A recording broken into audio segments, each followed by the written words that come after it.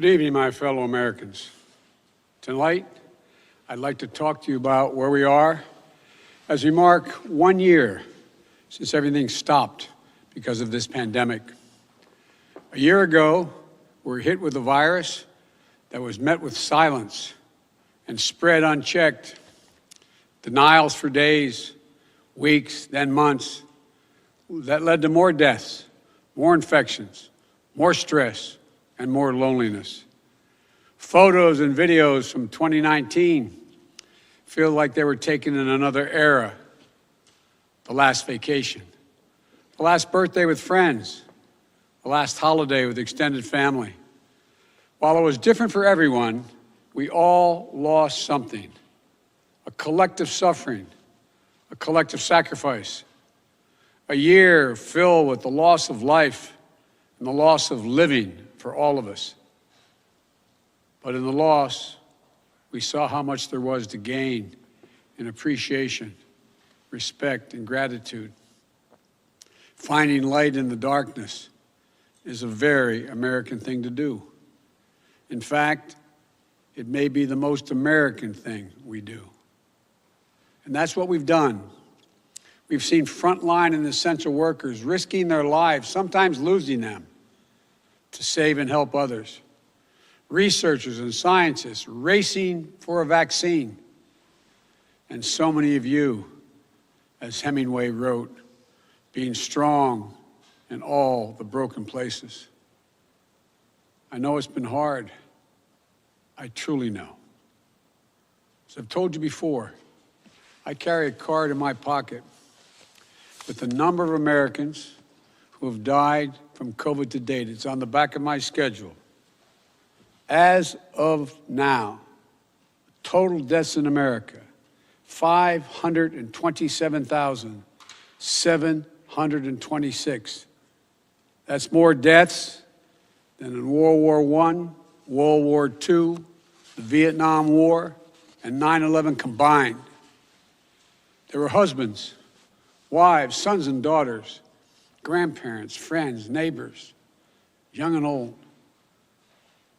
They leave behind loved ones, unable to truly grieve or to heal, even to have a funeral.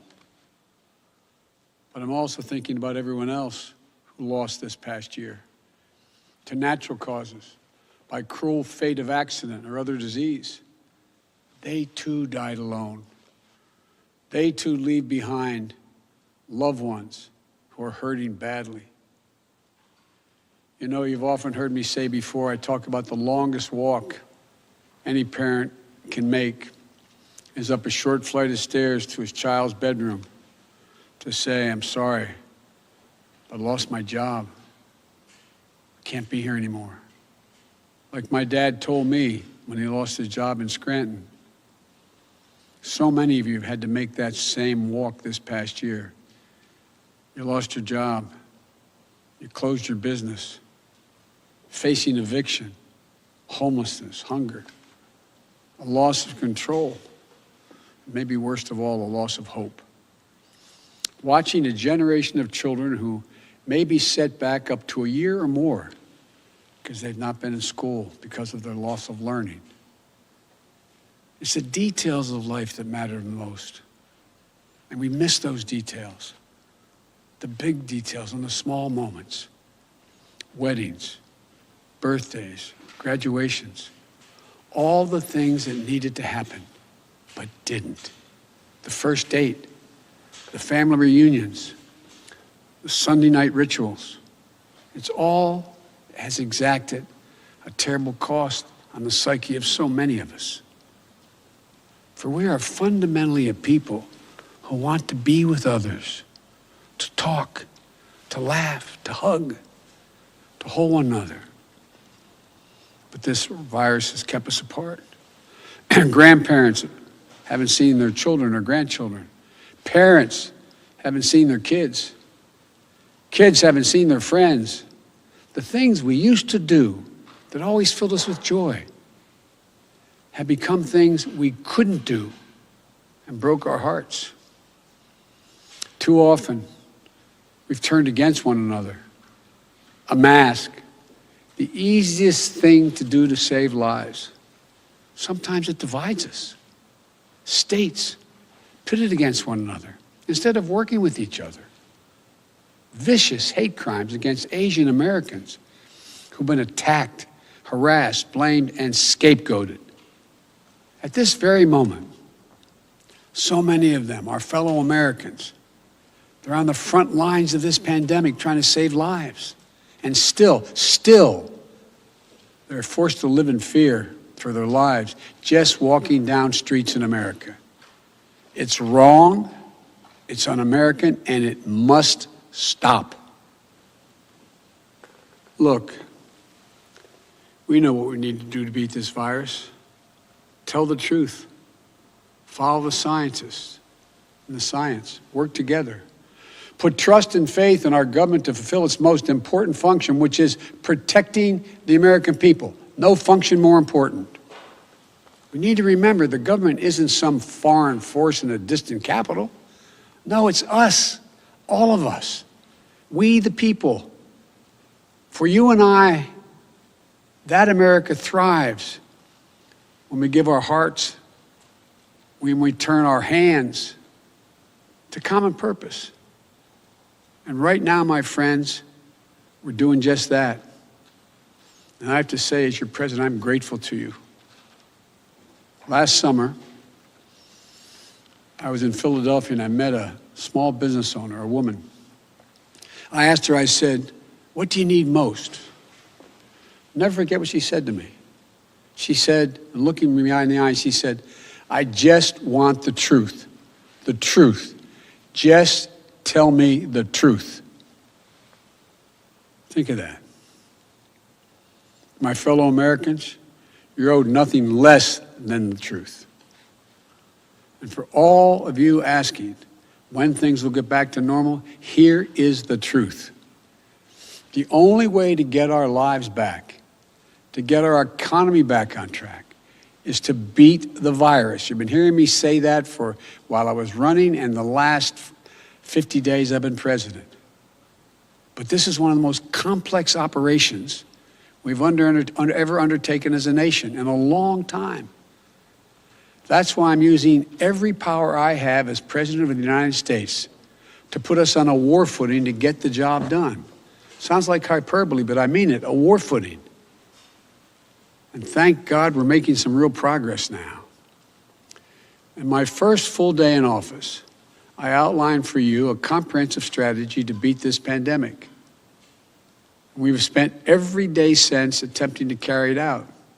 2 months ago, this country didn't have nearly enough vaccine supply to vaccinate all or ever near all of the American public. But soon we will. We've been working with vaccine manufacturers, Pfizer, Moderna, Johnson & Johnson, to manufacture and purchase hundreds of millions of doses of these 3 safe, effective vaccines. And now, at the direction and with the assistance of my administration, Johnson & Johnson is working together with a competitor, Merck, to speed up and increase the capacity to manufacture new Johnson & Johnson vaccine, which is one shot. In fact, just yesterday, I announced, and I met with the CEOs of both companies, I announced our plan to buy an additional 100 million doses of Johnson & Johnson vaccines. These 2 companies, competitors, have come together for the good of the nation, and they should be applauded for it. It's truly a national effort, just like we saw during World War II. Now, because of all the work we've done, we'll have enough vaccine supply for all adults in America by the end of May. That's months ahead of schedule. And we're mobilizing thousands of vaccinators to put the vaccine in one's arm, calling active duty military, FEMA, retired doctors and nurses, administrators, and those to administer the shots. And we've been creating more places to get the shots. We've made it possible for you to get a vaccine at nearly any one of 10,000 pharmacies across the country, just like you get your flu shot. We're also working with governors and mayors in red states and blue states to set up and support nearly 600 federally supported vaccination centers that administers hundreds of thousands of shots per day. You can drive up to a stadium or a large parking lot, get your shot, never leave your car, and drive home in less than an hour. We've been sending vaccines to hundreds of community health centers all across America, located in underserved areas. And we've been deploying, and we will deploy more mobile vehicles and pop-up clinics to meet you where you live, so those who are least able to get the vaccine are able to get it. We continue to work on making at-home testing available. And we've been focused on serving people in the hardest hit communities of this pandemic: Black, Latino, Native American, and rural communities. So what does all this add up to? When I took office 50 days ago, only 8% of Americans, after months, only 8% of those over the age of 65 had gotten their first vaccination. Today, that number is 65%. Just 14% of Americans over the age of 75 50 days ago had gotten their first shot. Today, that number is well over 70%. With new guidance from the Centers for Disease Control and Prevention, the CDC, that came out on Monday, it means simply this: millions and millions of grandparents who went months without being able to hug their grandkids can now do so. And the more people are fully vaccinated, the CD will continue to provide additional guidance on what you can do in the workplace, places of worship with your friends, as well as travel. When I came into office, you may recall, I set a goal that many of you said was kind of way over the top. I said I intended to get 100 million shots in people's arms in my first 100 days in office. Tonight, I can say we're not only going to meet that goal, we're going to beat that goal, because we're actually on track to reach this goal of 100 million shots in arms on my 60th day in office. No other country in the world has done this. None. Now, I want to talk about the next steps we're thinking about. First, tonight, I'm announcing that I will direct all states, tribes, and territories to make all adults, people 18 and over, eligible to be vaccinated no later than May 1. Let me say that again. All adult Americans will be eligible to get a vaccine no later than May 1. That's much earlier than expected. Let me be clear. That doesn't mean everyone's going to have that shot immediately, but it means you'll be able to get in line beginning May 1. Every adult will be eligible to get their shot. And to do this, we're going to go from 1 million shots a day that I promised in December, before I was sworn in, to beating our current pace of 2 million shots a day, outpacing the rest of the world. Secondly, at the time when every adult is eligible in May, we will launch, with our partners, new tools to make it easier for you to find the vaccine and where to get the shot, including a new website that will help you first find the place to get vaccinated and the one nearest you. No more searching day and night for an appointment for you and your loved ones. Thirdly, with the passage of the American Rescue Plan, and I thank again the House and Senate for passing it, and my announcement last month of a plan to vaccinate teachers and school staff, including bus drivers, we can accelerate massive nationwide effort to reopen our schools safely and meet my goal that I stated at the same time, about 100 million shots, of opening a majority of K through 8 schools in my first 100 days in office. This is going to be the #1 priority of my new Secretary of Education, Miguel Cardona. Fourth, in the coming weeks, we will issue further guidance on what you can and cannot do once fully vaccinated, to lessen the confusion, to keep people safe, and encourage more people to get vaccinated. And finally, fifth, and maybe most importantly, I promise I will do everything in my power. I will not relent until we beat this virus. But I need you, the American people. I need you. I need every American to do their part. And that's not hyperbole. I need you. I need you to get vaccinated when it's your turn and when you can find an opportunity. And to help your family, your friends, your neighbors get vaccinated as well. Because here's the point. If we do all this, if we do our part, if we do this together, by July the 4th, there's a good chance you, your families and friends will be able to get together in your backyard or in your neighborhood and have a cookout or a barbecue and celebrate Independence Day. That doesn't mean large events with lots of people together, but it does mean small groups will be able to get together. After this long, hard year, that will make this Independence Day something truly special, where we not only mark our independence as a nation, but we begin to mark our independence from this virus. But to get there, we can't let our guard down. This fight is far from over. As I told the woman in Pennsylvania, I'll tell you the truth. On July 4th, with your loved ones, is the goal. But a lot can happen. Conditions can change. The scientists have made clear that things may get worse again as new variants of the virus spread. We've got work to do to ensure that everyone has confidence in the safety and effectiveness of all three vaccines. So my message to you is this. Listen to Dr. Fauci, one of the most distinguished and trusted voices in the world. He's assured us the vaccines are safe. They underwent rigorous scientific review. I know they're safe. Vice President Harris and I know they're safe.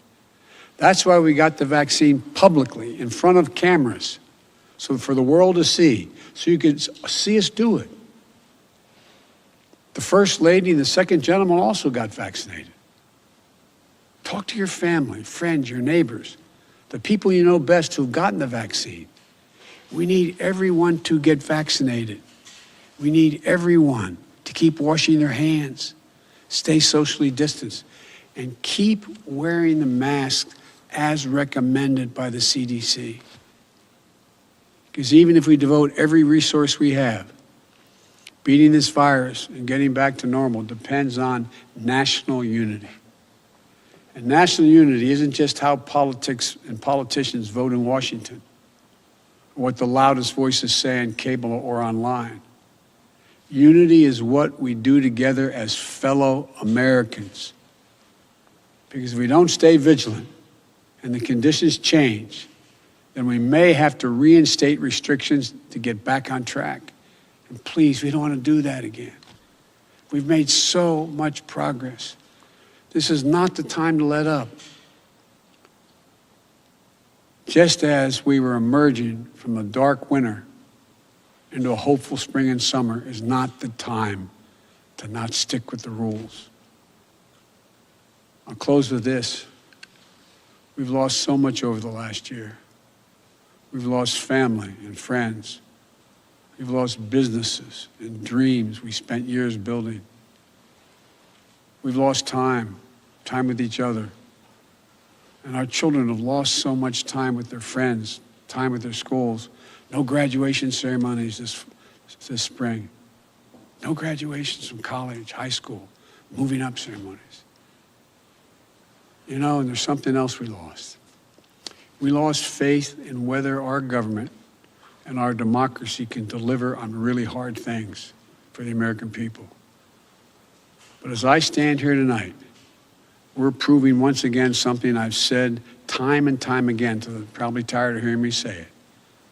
I say it to foreign leaders and domestic alike. It's never, ever a good bet to bet against the American people. America is coming back. The development, manufacture, and distribution of vaccines in record time is a true miracle of science. It's one of the most extraordinary achievements any country has ever accomplished. And we also just saw the Perseverance rover land on Mars. Stunning images of our dreams that are now a reality. Another example of the extraordinary American ingenuity, commitment, and belief in science and one another. And today, I signed into law the American Rescue Plan, an historic piece of legislation that delivers immediate relief to millions of people. Includes $1,400 in direct rescue checks, payments. That means a typical family of four earning about $110,000 will get checks for $5,600 deposited if they have direct deposit or in a check, a treasury check. It extends unemployment benefits. It helps small businesses. It lowers healthcare premiums for many. It provides food and nutrition, keeps families in their homes. And it will cut child poverty in this country in half, according to the experts. And it funds all the steps I've just described to beat the virus and create millions of jobs. In the coming weeks and months, I'll be traveling along with the First Lady, the Vice President, the Second Gentleman, members of my cabinet, to speak directly to you, to tell you the truth about how the American Rescue Plan meets the moment. And if it fails at any pace, I will acknowledge that it failed, but it will not. About how after long, dark years, one whole year, there is hope and light of better days ahead.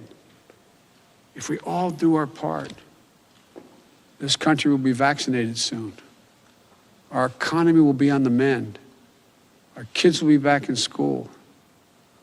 And we'll have proven once again that this country can do anything, hard things, big things, important things. Over a year ago, no one could have imagined what we were about to go through. But now, we're coming through it. And it's a shared experience that binds us together as a nation. We are bound together by the loss and the pain of the days that have gone by. We're also bound together by the hope and the possibilities of the days in front of us. My fervent prayer for our country is that after all we've been through, we'll come together as one people, one nation, one America. I believe we can and we will. We're seizing this moment. And history, I believe, will record. We faced and overcame one of the toughest and darkest periods in this nation's history. Darkest we've ever known.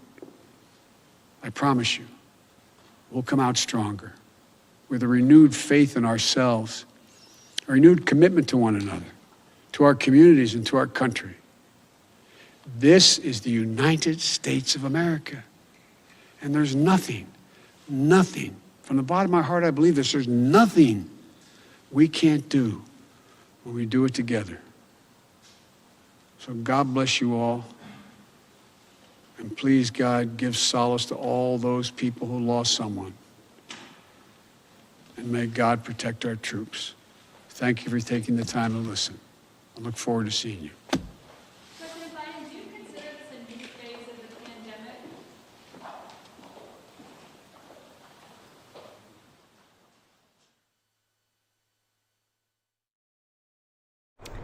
No questions there for President Biden as he gives his first primetime address to the nation. This is the East Room of the White House that you're looking at right now.